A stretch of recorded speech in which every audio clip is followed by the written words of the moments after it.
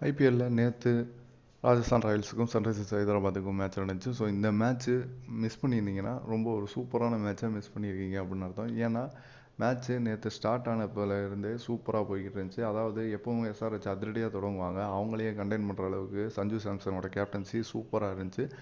Ravichandran அஸ்வினுக்கே power பிளேலேயே over கொடுத்தாரு. Travis ஹெட்டால் பாலை தொடக்கூட முடியல. இவரை விட்டுட்டு வேர்ல்டு கப்பில் டீமை இழுத்தாங்க. அதையும் ஸ்குவாடில் வச்சுக்கிட்டு அஸ்வினை இழுக்காமல் இருந்தாங்க. அதனால தான் வேர்ல்டு கப் தோற்றோம். அதே மாதிரி டெஸ்ட்டு சாம்பியன்ஷிப்பும் அப்படி தான் தோற்றோம்.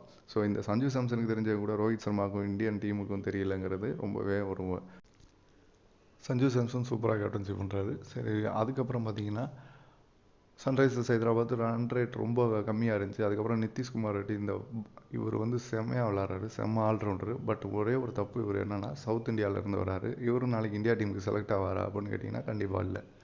ஸோ மற்றபடி நார்த் இந்தியாவிலேருந்து தான் கண்டிப்பாக டீமுக்கு செலக்ட் ஆகிருப்பார். ஸோ நேற்று மேட்ச் சன்ரைசர்ஸ் ஹைதராபாத் ஜெயிக்கிறதுக்கு முக்கிய காரணம் புவனேஸ்வர் குமார் தான். இவரும் இந்தியன் டீமில் இல்லை, Indian one day world cup டீம்லேயும் இல்லை.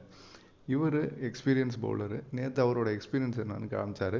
ஃபஸ்ட்டு ஜாஸ் பட்லரையும் சஞ்சு சாம்சனையும் ஓவரே தூக்குனார். லாஸ்ட் ஓவரில் 13 ரன்னை டிஃபெண்ட் பண்ணார். கடைசி பால் விக்கெட் எடுத்து மேட்சை ஒரு ரனில் ஜெயிச்சார். ஸோ புவனேஸ்வர் குமார் எவ்வளோ குவாலிட்டியான பவுலர். அவரெலாம் விட்டுட்டு வேர்ல்டு கப்புக்கு ஒன் டே வேர்ல்டு கப்லையும் இழுக்கலாம், இப்போ T20 வேர்ல்டு கப்லையும் இழுக்கல, கேட்டால் ஐபிஎல் ஃபார்மும் வாங்க.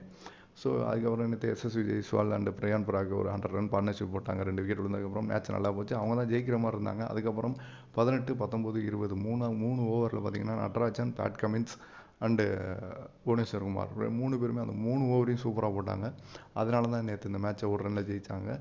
இது சிஎஸ்கேக்கு கொஞ்சம் பாதிப்பாக இருக்குது. சிஎஸ்கே பிளே ஆஃப் வரணும்னா எல்லா மேட்சும் ஜெயிக்கணும். பார்ப்போம் இன்றைக்கி மேட்ச் எப்படி போகுதுன்னு. இதான் நீங்கள் நம்ம சேனலுக்கு ஃபஸ்ட் டைம் வரைக்கும் மறக்காமல் சப்ஸ்கிரைப் பண்ணுங்கள், லைக் பண்ணுங்கள், ஷேர் பண்ணுங்கள், கமெண்ட் பண்ணுங்கள். தேங்க்ஸ்.